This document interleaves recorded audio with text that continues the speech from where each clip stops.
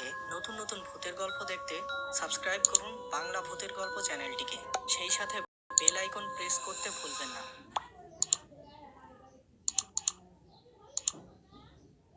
বন্ধুরা, আজকের এই সত্যিকার ভূতের ঘটনাটি পাঠিয়েছে আনাহিতা ও তার ছোট ভাই আশরাফুল ইসলাম। আর এই ভৌতিক অভিজ্ঞতা চাক্ষুষ করেছে আশরাফুল নিজে। আজকের বিশেষ প্রশ্ন, বন্ধুরা, তোমরা কি কেউ কখনো কোনো বাড়ি এভাবে ভৌতিক উপদ্রব থেকে বাঁচাতে দেখেছো? আর দেখে থাকলে ওই স্থানের নাম কি ছিল? বেশ কিছু বছর আগে আমরা তখন একটি ভাড়ার বাসায় থাকতাম।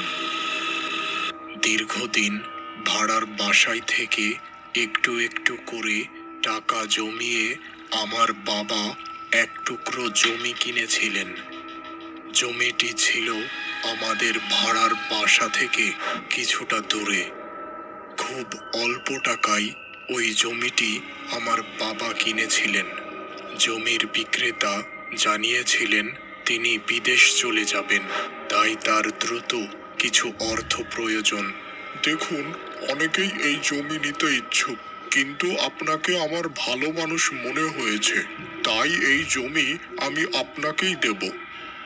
তবে একটি শর্ত আছে, জমির রেজিস্ট্রেশন না হওয়া পর্যন্ত আপনি এই জমির ব্যাপারে কাউকে কিছু জানাতে পারবেন না। আর এই জন্য বাবা জমি কেনার আগে বাহিরের কাউকে জানাননি। জমিটিতে একটি ভাঙা বাড়ি ছিল, একেবারে পরিত্যক্ত অবস্থা।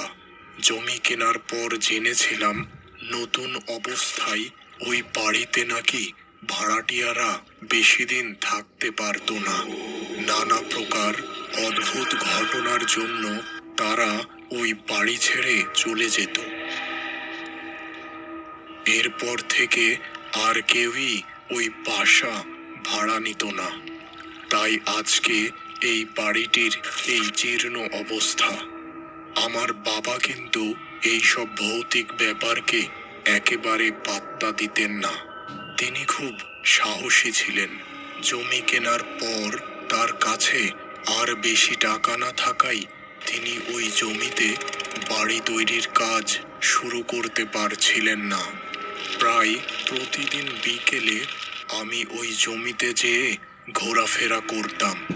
আমার অনেক ভালো লাগতো, কারণ এটা আমাদের নিজের জমি। প্রায় 2 বছর পর আমার বাবা কিছু সঞ্চিত টাকা ও কিছু ধার করা টাকা দিয়ে ওই জমিতে নতুন বাড়ির কাজ শুরু করলেন।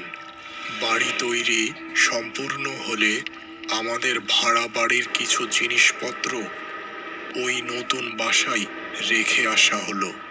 রাতের বেলা চুরির ভয়ে আমি ও আমার মামাতো ভাই ওই নতুন বাসায় যেয়ে থাকলাম।